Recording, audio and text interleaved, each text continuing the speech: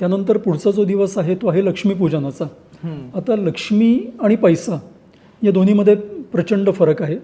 लक्ष्मी जी येते ती पुढच्या दारातनं वाजत गाजत येते आणि पैसा जो असतो तो काळा पैसा आपण ज्याला म्हणतो तो टेबलाखालून येतो, ते आपण बघत असतो. तर ही महालक्ष्मी जी आहे, तर इंद्रदेव आणि इतर काही देव जे आहेत तर त्यांच्याकडनं असा काही अपमान घडला महालक्ष्मीचा की त्यामुळे महालक्ष्मी रागवली, रुसली स्त्रीसुलभ स्वभावाप्रमाणे आणि ती तपाच्यासाठी निघून गेली क्षीरसागरामध्ये, म्हणजे जो दुधाचा समुद्र आहे त्या समुद्रामध्ये ती गुप्त झाली. अच्छा. आणि तपश्चर्येसाठी म्हणून निघून गेली. तर आता ती समुद्रात गेल्यानंतर तिला बाहेर बोलवायचं कसं? तर 1000 वर्ष समुद्र मंथन केलं गेलं.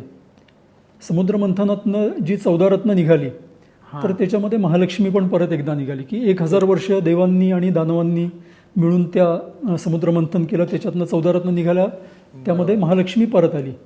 तर तो महालक्ष्मी पूजनाचा दिवस आज आपण अजूनही त्याचं स्मरण ठेवलेलं आहे आणि ते लक्ष्मीपूजनाच्या दिवशी आपण तो साजरा करतो.